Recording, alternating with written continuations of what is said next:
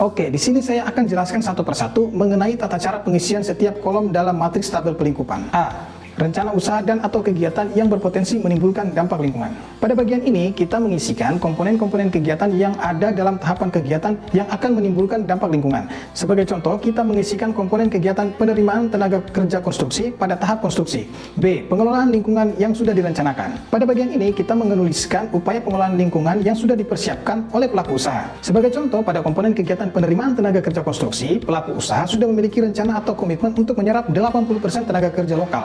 Maka ini perlu secara jelas diuraikan dalam kolom. C. Komponen rona lingkungan terkena dampak. Pada bagian ini kita mengisikan mengenai data kondisi rona lingkungan awal yang diperkirakan akan terdampak dengan adanya kegiatan.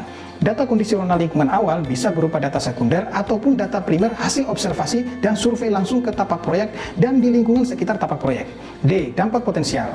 Pada bagian ini, kita mengisikan dengan dampak potensial sebagaimana yang telah kita tuliskan dalam tabel identifikasi dampak potensial atau pada matriks identifikasi dampak potensial. E. Evaluasi dampak potensial.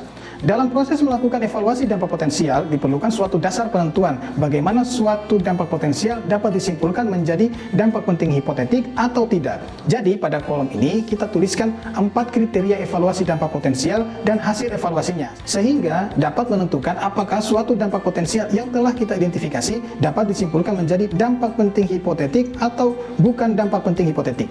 4 kriteria evaluasi dampak potensial yaitu sebagai berikut. 1. Besaran rencana usaha dan atau kegiatan.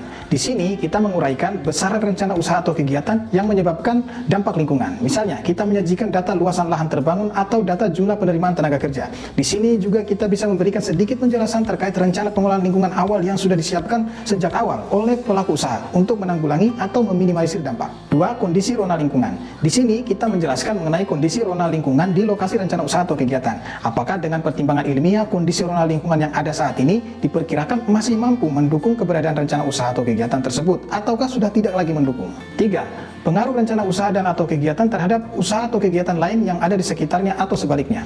Di sini kita menjelaskan mengenai potensi pengaruh rencana usaha atau kegiatan terhadap eksistensi usaha atau kegiatan lain yang ada di sekitarnya. Ataukah sebaliknya, kita bisa juga menjelaskan pengaruh eksistensi kegiatan lain yang ada di sekitar terhadap rencana usaha atau kegiatan yang akan dijalankan. 4. Intensitas perhatian masyarakat. Pada bagian ini, kita menjelaskan mengenai intensitas perhatian masyarakat terhadap rencana usaha atau kegiatan yang akan dijalankan. Baik itu yang sifatnya berupa harapan, kekhawatiran, ataupun sikap setuju atau menolak terhadap rencana usaha atau kegiatan. Pada bagian ini biasanya kita mencantumkan hasil tanggapan masyarakat saat konsultasi publik berlangsung. Apakah ada kekhawatiran pada masalah lingkungan tertentu ataukah ada isu lainnya yang menjadi fokus perhatian masyarakat.